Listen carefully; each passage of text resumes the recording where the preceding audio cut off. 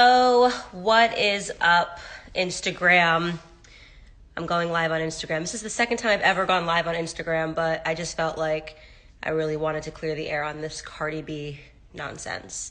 So first and foremost, Cardi, I watched your story and it sounds very funny.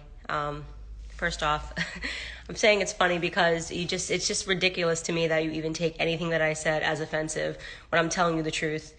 And I think if anything, you're only upset because people are telling you on Twitter that you got dragged, because you did get dragged, because you are uneducated when it comes to politics. That's first things first. I was not, I'm sure Ben Shapiro was not, we were not meaning to attack you. We're just simply telling the truth, which is the fact that Joe Biden did not spend the whole year in his basement to come up because he's a big Cardi B fan and sit down with you. He thinks you're an idiot. And, you know, I just am encouraging you to stop proving him right when you say ridiculous things like, I had to sit down with Joe Biden because my sister got attacked by a Trump supporter, Santa Claus, making it seem like Trump supporters are homophobic. A little education for you, Cardi B. Donald J. Trump is the first president that's ever gone into office in support of gay marriage. So, you know, those 8 years that your presidential candidate Joe Biden spent as a vice president with Obama, they didn't support gay marriage going into office. Obama changed his tune on gay marriage in his second term. So the whole idea of Trump being a homophobe is a bit pointedly ridiculous and shows how uneducated you are. Then you came and you were talking about raising your taxes when you were on talking to Joe Biden, saying that you want your taxes lowered, but at the same time you want universal health care. That's ignorant and it's stupid. And Joe Biden knows it's ignorant and stupid. Even all the people that want free health care and universal health care acknowledge that tax rates have to be astronomical to be able to support that. So you're talking about a 74% tax rate. You continually keep saying you have a number one song. It means shit. Nobody cares about a song about your wet ass pussy. Excuse my language for my followers. Being number one. I have a number one song in the UK. I have a number one song in Australia. I have a number one song in New Zealand. That has nothing to do with Black America and whether or not you are helping or hurting. Right now, you are hurting Black America.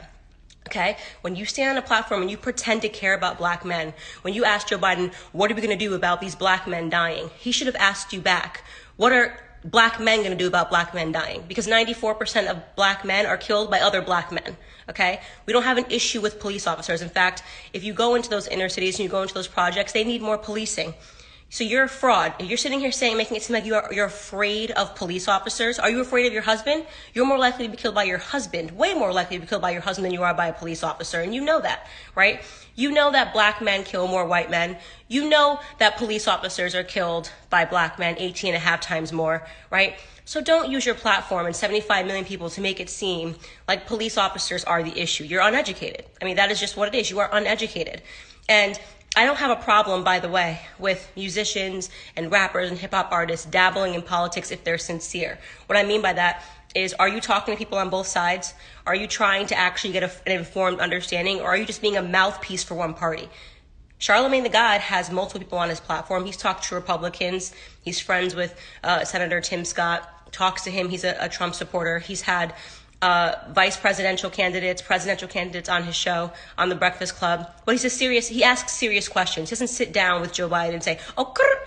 In fact, Joe Biden wasn't comfortable when Charlemagne the God was sitting down and speaking to him because Charlemagne the God was asking so many difficult questions.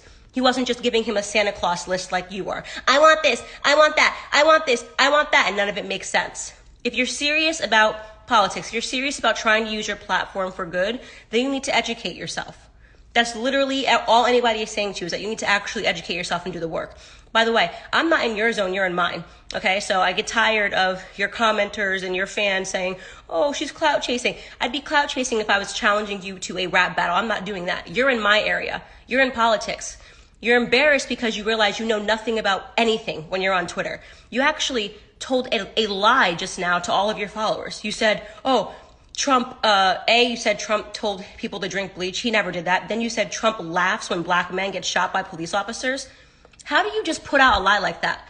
How do you consider yourself to be a serious person when you just outwardly lied to all of your followers? You know he's never laughed at a Black man dying at police officers' hands. You know that for a fact. You can't pull a clip. Not even CNN, with all of their bullshit and lies, has ever claimed that Donald Trump laughs when Black men die at police officers. But you told that lie in a tweet. Why did you tell that lie? because you're a fraud. So I'm calling you out on being a political fraud. You pretend you want to help, you don't. You don't. You don't know why you're a Democrat. You have no idea why you hate Republicans. You have no idea why you're on the side of the party that enslaved black people, that segregated black people, and standing behind a man that supported segregation. Joe Biden supported segregation. He said it's what black people wanted. So let's just recap all of that.